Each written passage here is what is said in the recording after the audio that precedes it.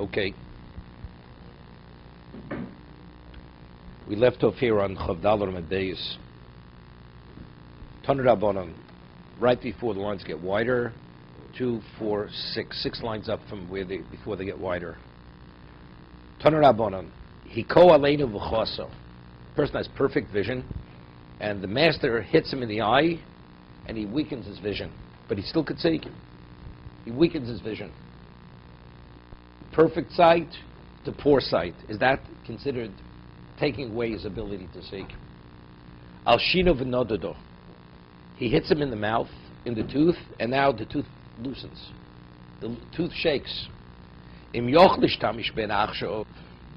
If the two, he still could chew with that tooth, or he still has sufficient vision which he could function, Ein Eved Yotzi Ben Lecherus. That's not considered he lost his vision, or he lost his tooth. Bimlav.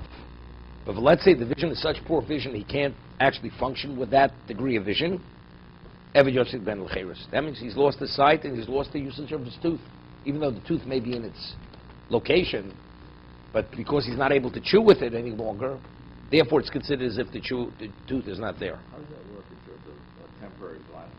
So if he's No, that would be for like the arm. If he hits him in the arm and his hand is temporarily paralyzed, but he's going to regain usage of the arm, we said before, he doesn't go out. But here he says if Here the he man loses his function. Permanently. Why do you say permanently? We had before till anytime a person that goes it free, it's not something that could return, right? We said it earlier. Here we're not saying this. In this we're not saying this. Same, we don't differentiate, it's the same thing. Every one of the 24 locations, it has to be a permanent loss. So now discussion is perfect vision to poor sight. So why is it even a question? I mean, why is it even Because he still has sight, he still could see. Even though it's not comparable to what originally, but he's still functioning, that means he hasn't lost his ability to see. But I'm saying that if you lose permanent blindness... It's not blindness. Chosa means weakened. His vision is weakened. So I'm saying, why is there even a question that would even consider letting him go? Because he functions at a different level now. He functions at a much lesser level. What he originally was able to do, he's not able to do that any longer. So because he's been... So that's a permanent dysfunction. This is a permanent disability. But it's not totally... You know, he was a pilot. The person was a pilot. Okay. Right? He can't function as a pilot. But he can function as to plow a field with an animal. That he could. Huh? Yes. He sees. He does see, even though he doesn't see that accurately. He doesn't have that spec. Chew anything. No, can't chew anything. Anything within the context of avoda, of work. We'll see in a moment. We learned he had weak vision. His vision was weak, but he could see at a minimal level. And by the master hitting him in the eye, he blinded him totally.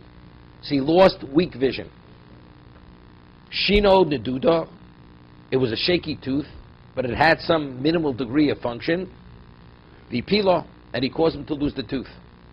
Im Yochelish Tamish Ben Kvar, if as with the weakened vision he was in the functional level, or with the tooth it functioned at some level, then the slave is freed.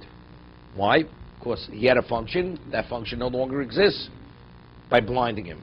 But let's say the vision was such poor vision, even at the minimum level he was on non-functional level seeing wise or chewing wise, and the slave does not go out free because he didn't take away the ability to see or to chew. We'll see in a moment. He was already before that. Kuya. No, he didn't cause it. He had poor sight. No, first of all, no. He was a slave. He was a slave with poor sight. Now the master goes, hits him in the eye.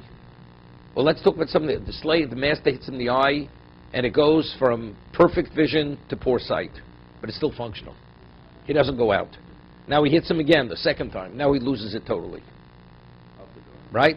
So now he goes. Now he's taken it, but it's the second act which allows him to go free. Utsricha. What do we need both cases? We have two cases here. Good vision to poor vision, then poor vision to no vision.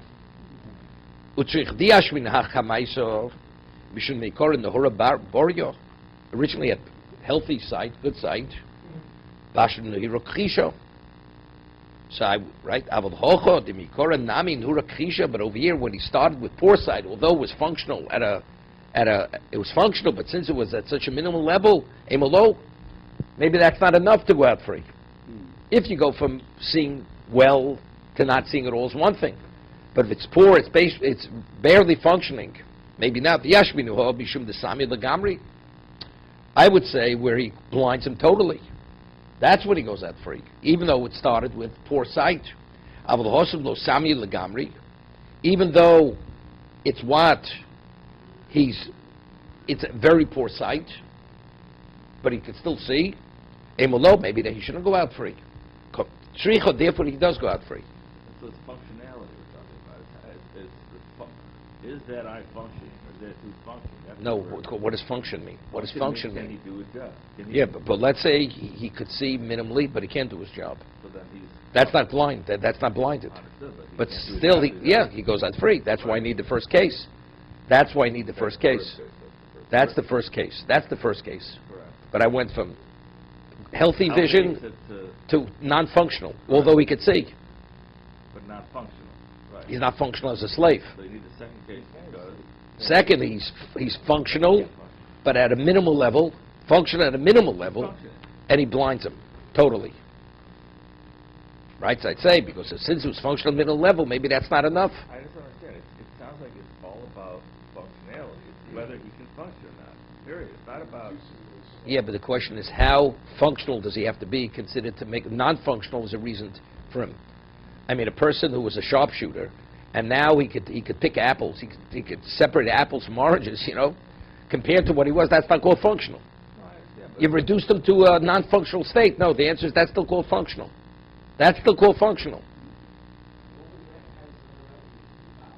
As long as he's able to function in the capacity of a slave, he still could see. I just don't understand why I need the two here. I mean, it explained it.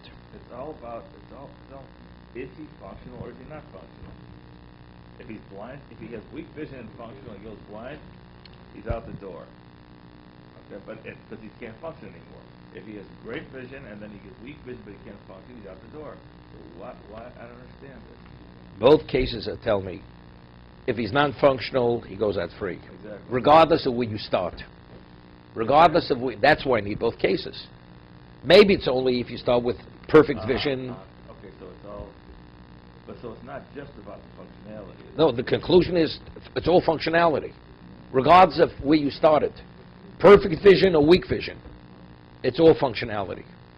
Function, non-function, that's the reason. Still functional, doesn't go out free.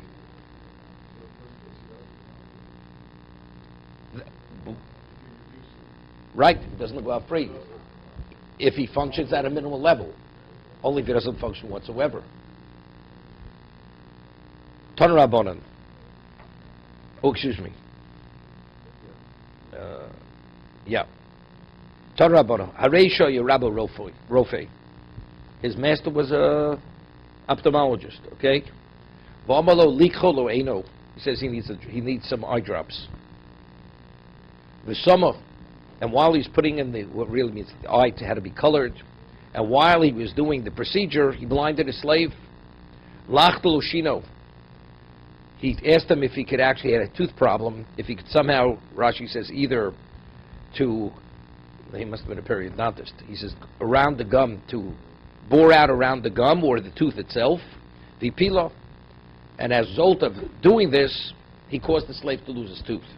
Sichik ba'adam. Sichik, meaning he has the upper hand over his master. He laughs off his master. Although the master's intent was not to harm him, it was to accommodate him. Nevertheless, he's freed. He's emancipated. Because the Torah doesn't differentiate what the intention of the master was, whether it was to injure him or to be beneficial. In either case, he's the cause of him losing the tooth, so he's freed. Reb Shimon Gamliel says, I disagree. The Torah says, V'shichaso. Achis kavan l'shachso. It says, when is he freed? If he destroyed that area. That means he has to have an intent to hurt him, to damage him. But if there's no intent, he's not. So over here by the doctor, where definitely that wasn't his intent to injure him, to harm him, even though he did lose the tooth of the eye, it's not a basis to go out. Machlokas Reb Shimon Gamliel and the Chachomim. So it's not just about functionality here. No. Until now, a slave. Until we come to the doctor case. Why did the man lose his eye? The master was upset and he hit the slave. Right. Now we're introducing a new case. Right. The doctor. So they're arguing, does it have to do with intent or not with intent? According to the Tanakama, it's unrelated to intent. If the master blinds the slave, regardless of intent, the other one says no, it has to do with intent. If the intent was to harm him, v'shichaso. Actually, Skavelisha will see Tosas, not simple. Not simple. Because there's a case Tosas speaks about where he doesn't intend to harm him, but as long as the possibility that it could happen, that's sufficient. That's called intending to harm the slave. Not taking a precaution. So the Gemara asks, so according to the Chum say, even if he doesn't intend to destroy that part of the body, well, how do they interpret Shichaso? Rebbe Lezer Omer Hareisha Hoshit Yodul Mei Shivchoso. Let's say he's an obstetrician and he's delivering the baby. So what is the child of a Canaanite slave? The woman slave. It's also a slave. As he's delivering the baby and he puts his hand into the womb to pull out the child, he blinds the child with the forceps. He's pulling out the child, blinds the child. Is that a reason to be emancipated? Right? He took away the vision of the unborn child. V'sima uber sheb'meir potter. My time off. The omakro v'shichaso. Achi chabin l'shachaso. Here, you have to intend, which means here the doctor's intent was really to remedy the tooth of the eye, but factually it turned out he was destroying it. So it doesn't mean you have to have intent, right? Intent toward that organ. Which means you have to know what not. Shichosa means. You don't. It means you have to intend to destroy. You're doing something. You think this act to this part of the body is beneficial. It's irrelevant what you think. That's the Chachomim. Right? It's irrelevant. It turned out it's a destructive act. You actually, when you're remedying the eye, you blinded the slave. Wait a second. I know. Point of case. According to the Chachomim. Right? Rabo, the eye or that. There he intends, he's dealing with the eye. His intention is to remedy. But factually, it turns out the act that was remedying destroyed. That's called shichaso. That's destroying. But what about he didn't even realize he was even touching the eye of the unborn child? It's an intent is beneficial, plus he doesn't even realize he's engaging with the eye. In that case, that's not shichaso. He never intended to destroy, so there he intended to do an act that was beneficial, plus he didn't realize that he was engaging the eye. Because you have those two issues simultaneously playing, therefore that's not a basis to be emancipated. Right? That's the Chacham, Potter. Once I v'idoch mishichas shichus anapko. V'idoch shichus alodorish. I don't think it has anything to do with the fact that he's doing something to help this baby. I think it's the fact that he's pulling out the baby but has no intention to touch the eye. There's no intention at all to touch the eye. So it's not about benefit or harm. It's about just I'm pulling out the baby and I have no intention to touch the eye. That's why the Shichas approves. Right. So that's why you have to learn Tosus. Okay? Let's do it. Okay? Either you learned it and you didn't understand it, or you learned it and you forgot it, or you didn't learn it. One of the three. Three possibilities. Doesn't have to be delivered. Okay, let's see Tosus. No, it is. It is. Of course it is. Yeah. Let's see Tosus over there. Third Tosus on the page. Now, Hashta Mashma. So the Gemara is saying now, in terms of delivering the child, everybody agrees the child, the master does not lose the newborn child who he caused it should lose its vision, correct? It says even if he blinds the unborn child, the child is not emancipated, right? That's Vishichasa. Hashlamash Kuli Amak Shul Niskavid Potter. If he doesn't intend to touch the eye like Ernie's learning, seems to be a potter. As long as you don't intend to touch that part of the body. Betemo. The Perkate said a regular. The Gemara says Bavakama. Omer Rabbo. Hoisum Nachslo Evid Becheko. Person has a stone on his lap. Stone on his lap. Velo Hikabo. Me'olam. And he didn't realize the stone was on his lap. Right? We say Adamud Lolam. We say a person has full liability. Whether you intend to cause damage, you don't intend to cause damage, you're fully liable as a result of what happens. And he stands up. V'omad v'nofla le'ein eved. Yeah? He stands up and the rock goes and hits his slave in the eye. Plukter Shimon Gamliel v'Rabbanat, an argument.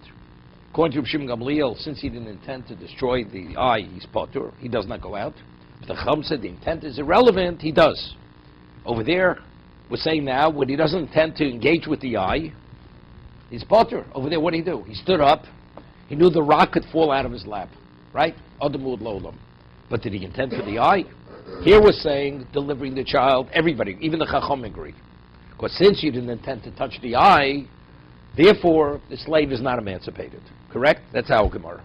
Right. And the other Gemara says, regarding the person standing up and the rock ultimately hitting the slave in the eye, it's this machlok Shimon Gamliel and Chacham Shimon Gamliel that it's based on intent. He's not emancipated. According to the Chachamim, that intent is irrelevant. He is emancipated, but he never intended to hit the eye. So why should he go out? That's Tosa's question. Okay. The Yishlomar, Tosa's answer. The shiny hocho, the katarti tluvusa. The two positive things simultaneously playing.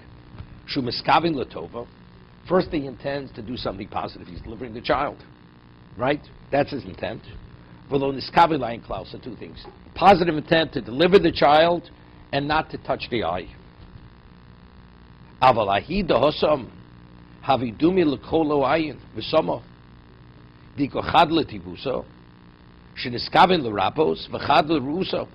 Over there, he intended to do something beneficial to the eye. Over here, we're talking the eye doctor, right? He's putting some kind of ointment in the eye, so that's positive. But factually, he's engaged in the eye. It turned out that he damaged it. He blinded him.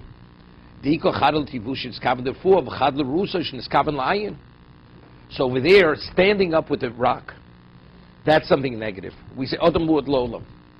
So even though he never intended to hit the eye, but factually, it's Muad Lolam. The act itself is negative. There's nothing positive about that act. Let's say the master, let's talk about that. He throws a stone, like the case of Golus. Person throws a stone into a forest, hits a person, kills a person, inadvertently. He has to flee to Golus. He should have taken into consideration. Person throws a stone, and it hits a slave in the eye. He never intended to hit the slave in the eye. According to the Chachamim, is a slave emancipated? Slave is emancipated. But he never meant to hit him in the eye. The answer is because it's an irresponsible act. Throwing a stone is an irresponsible act. Like over there, if you have a stone in your lap, you get up, Adamud Lolam, you have full liability.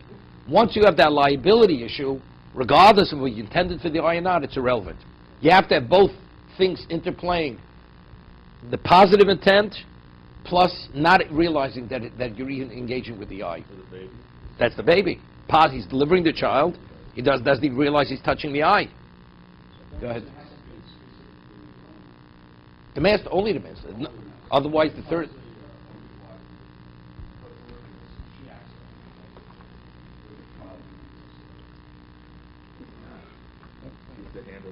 No, that would be a shlich with Vaeira. If I tell somebody go damage someone, right? That's in shlich with Vaeira. You don't. No, let's say you hire a midwife to deliver the child. Or let's say to put ointment in. I send my slave to a doctor, and I chose the doctor, and I instruct the doctor. And the doctor blinds the slave. He doesn't lose the slave.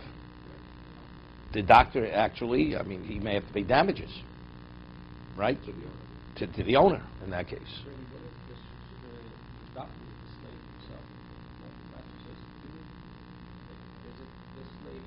It's no different than a third party. But the slave is the hand of his master. So let's say the slave, that's slave A, that which is slave. It's not the same. You already said if we say Yarevet Kiad Rabo, so let's say something better. What do you have to say? He tells him. He does it himself. He gouges out his own eye. He should go out free. Right? Yarevet Yikared. Why? Yarevet Kiad Rabo. He's the chattel. Right? So it's like the master gouged out his eye. It's not.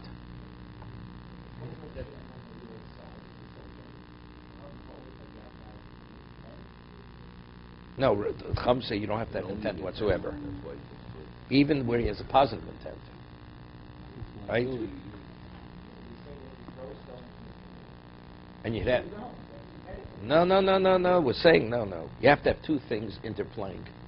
Positive, something. The act is positive, and you don't intend to come in contact with the with that particular part of the body.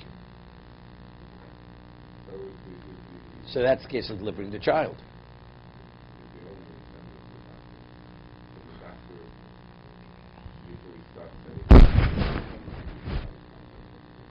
100% question.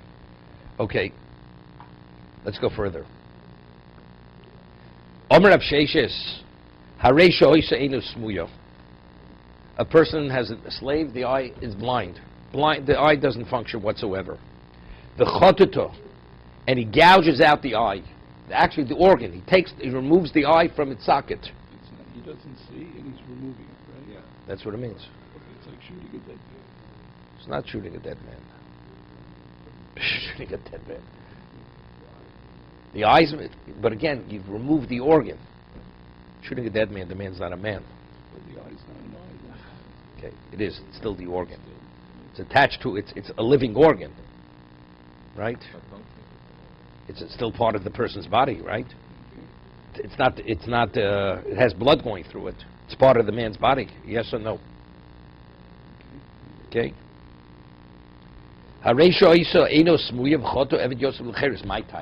Why?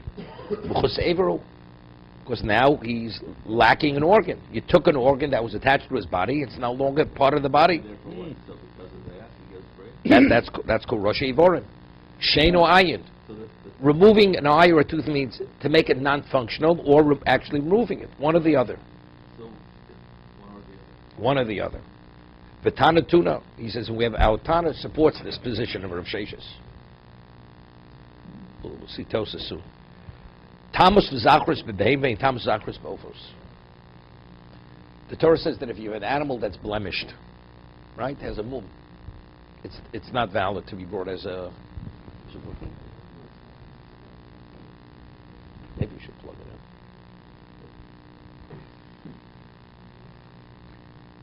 Okay? Tam zachris b'beimei and tam zachris b'ofos.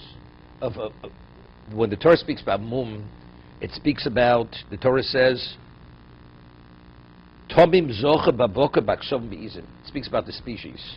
You have to have a male unblemished, whether it's cattle, sheep, or goats. So the Torah speaks about the species. So from there we learn that the issue of perfection, not to have a mum, and it has to be a male, that we differentiate whether it's a male species or a female. For instance, an ola. An ola is only a male. A female cannot be worded as an ola. That's only if it's olas behema. What about it's olas oaf? What about it's a bird? We don't differentiate the gender whether it's a bird. With a bird, it can be a female bird, male bird, it's irrelevant. So when the Torah speaks about gender, it speaks about animals, and when it speaks about blemishes, it's only animals. Not when we speak about birds. So if a bird is blemished, or it's one or the other in gender, it's irrelevant. Gender is irrelevant. Okay? Thomas v'zachris b'beimei, Thomas v'zachris b'ofos. Yochel yovshir gapo, nikto raglo, nechto teino. What about if you have a bird, its wing dried up? It's as if like the wing doesn't exist. Its leg was cut off, or its eye was gouged out, the bird. That's called mechusar rever. Maybe over there, maybe it will also be valid, because it's a mum also. Tablo mina ofalo kolov. It says you can only bring of the bird, but not every kind of bird. The min comes to exclude mechusar rever. Even though mumim, blemishes, have no relevance to a bird, But from the minnow, you can't bring every bird, and we're speaking about certain species. So what does it mean? Of that species, of that species. So what's the of? What's coming to exclude? It's coming to exclude that it's mechusa ever. That if it's missing a limb or an organ, then what? That even invalidates the bird. So why are you comparing the korban to Evet here? Wait, we didn't get there yet. We didn't get there yet. Okay?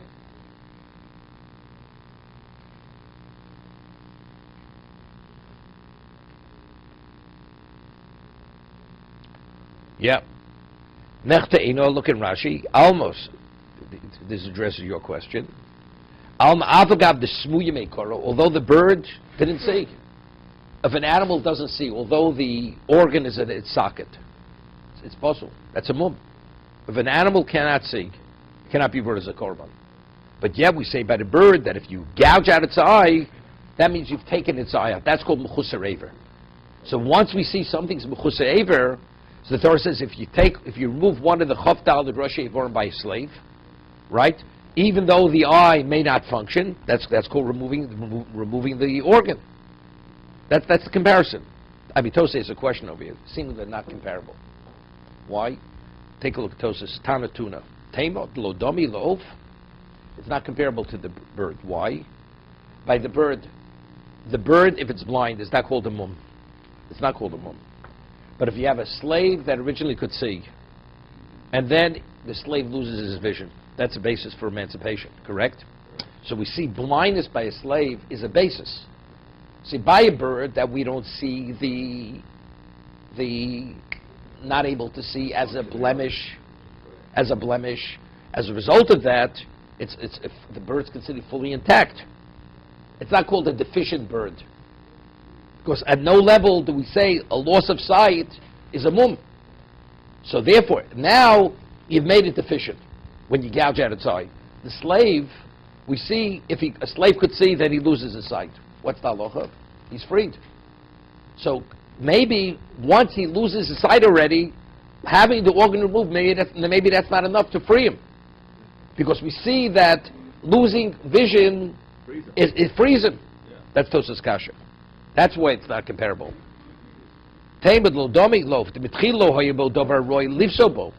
Initially, the bird did not have a basis to disqualify it, although it was blind. You take a blind bird, you want to bring it as a korban, it's valid. There's no difference whether the bird could see or not see. Originally, the eye itself, if it could see and you take away the vision, that's a basis for emancipation. So maybe now that the slave is blind, it's like the eye's not there. So if the eye's not there, that even if you gouge out the eye, that's not a basis for... Toast doesn't answer it. That's his question. But the reason, what's the comparison is not like you asked it. You asked, that's a bird, this is a slave. He's asking for a different... He's asking about functionality. The slave gets released because of functionality. So therefore, once we see it as a non-functional eye, removing it's irrelevant. Exactly. But by the bird, the eye functionality is irrelevant. Therefore, removing it is considered mechusa ever. Right. That's Tosas Kasha. Okay, not answering the question.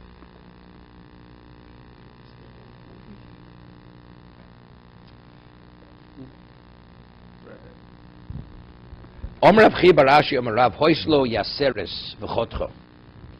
about if the slave had an extra finger or an extra toe? Right? And the master, as a result of injuring the slave, he loses that finger, that extra digit. No, it's not a digit, it's a finger. It's an extra limb. And he cut it off. So even though he had 6 fingers, he cut off the 6th finger. That's only if it's on the same level as the other fingers. What happens if he has like something growing out of the side of his hand, but it's not on the same line as the fingers? So it had no relevance to functionality, right? So what is it? It's like an appendage. That's removing an appendage. The chiddush is that over here, that since it functions as the other fingers function, removing it, that's compromising his functionality. No, we just said it's one or the other way. Functionality. No, but he has 5 fingers left. Rosh Eivorim means, you'd say, what's normally part of a body, right? Let me ask a question. You have a spare tire. You have 2 spares in the trunk. Okay? Now you take out one. What's missing in the car? Nothing, right? A car is supposed to have 4 tires on the wheels and 1 in the trunk. What happens if you take this spare out of the tire and you have 4 on the wheel? Does the car still move? It moves. So the extra finger's irrelevant. That's not part of the function of a slave. That's a chiddush. Even though this slave was born with an extra toe or extra Doesn't make a finger, make a it's not an aver. It's not considered an aver if he has. But that's the chiddush. That's the chiddush. That's I would think that. I would think that. Okay. The chiddush is that if it's on the same line as the other fingers, and it functions as a finger, that's called a finger. Although it's an additional finger.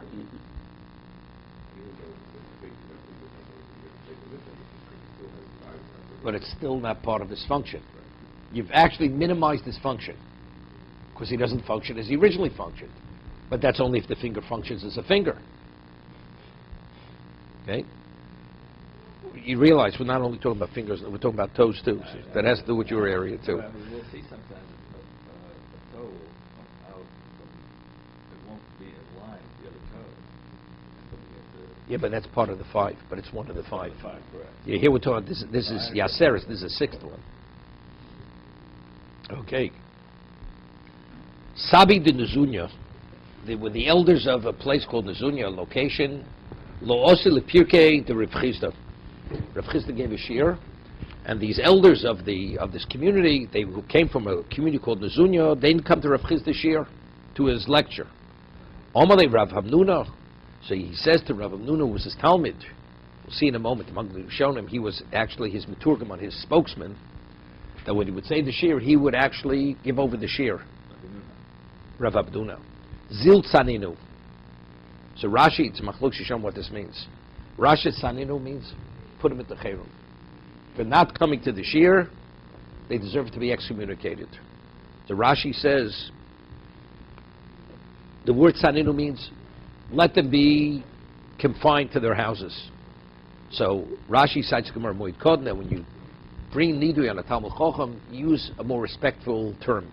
Rather than saying you should be the Nidui, excommunicated, say you should be confined to your home. Like you should be on the house arrest. Rather than saying you should be in a state of excommunication.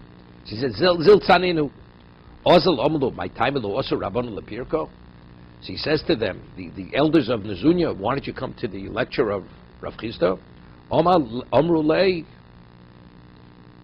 Amai Nesi, why should we come? Devina Mine Milsa Velo Poshetlon. We pose questions to him, he doesn't respond to us. So the way they explain it to Rishonim, a person comes and asks you a question. You say, it's permitted, it's not permitted. So the person asks, but why? It's okay, it's enough for you. I don't have to explain it myself. So the way, it's not that he didn't tell them permitted or not permitted. You didn't elucidate it. You didn't give us the background of why he treated us like a maratzin. What did he tell the Amoritz? The person's ignorant. He has no understanding. You're going to get involved in the intricacies of the background and why it's that way. You don't say that because you confuse the man. But if a person's a Talmud Chacham, he doesn't value us. What's the point of coming to the lecture? The answer is yes or no, so what do we have to come? Amaluhu. So he said to them, he says, have you ever asked me anything and I didn't elucidate it for you? So that's what Rishon learned. He was the Meturgamon. Since he was the spokesman and he gave over the shir, as the Rambam says the way it was done at one time, the Rosh Hashiva would say the shir and the spokesman would say over without any embellishment. And he would say it over, and if they would ask questions, he would address those questions. He says, have you ever asked me anything? I didn't elucidate it sufficiently. So they said, okay, boy minei. So he said, okay, that's what you claim. Boy minei, evet shesisu rabo, the beitzin. If a master castrates his slave, castration means, we'll see, castration doesn't only mean in the testicles. Okay, what about if he damages his organ, his male organ? But here we're speaking specifically. Mau. Meaning, we're speaking about this question. Let's say he dislodged the testicles and they're just hanging in the scrotum. They're still there. So the testicles in the scrotum, is that called mumshe begolui, or is that called mumshe beseiser? Since they're covered by the scrotum, although you could see the testicles, the outline, the form through the scrotum, is that called a revealed organ, or is that a concealed organ? But it's not removed. They detached it. But it's still on the body. It could be on the body. It's on the body. But the testicles are hanging. Before they're like attached, so it's more intact. Here it's clear that they're hanging in a way that it's been detached from the inside. No, a shane is something. There visually you see the tooth. Here, because the Rambam learns he removed it totally. Other Rishonim learn it's only speaking where the testicles are removed from their original degree of attachment, and it's clear from the outside that they're just hanging in a way, so it's clear they've been detached from the inside. Right? That's the discussion here. We'll see. Is this considered a blemish, which is like an outer organ? Olo, so Rashi himself explains, you see Rashi? Because they hang in the scrotum, and they're recognizable from the outside. Olo, whole tmuna b'toch hakis. I mean, you can learn Rashi either way. Either was removed totally or not, meaning originally, the act of castration, is that called removal of something which is an organ which is revealed, or an organ which is concealed within the body? That's the question. Why is there a question? We just learned that if you move an organ in your... No. You cut off a person's finger. The finger is definitely, it's the outer part of the person's body.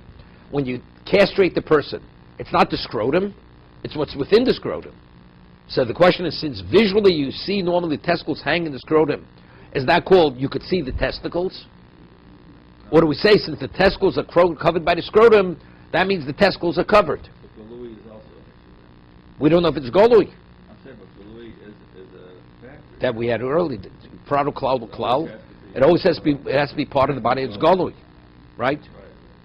That has to be similar to Shein Vayin, right? That was the discussion to be continued.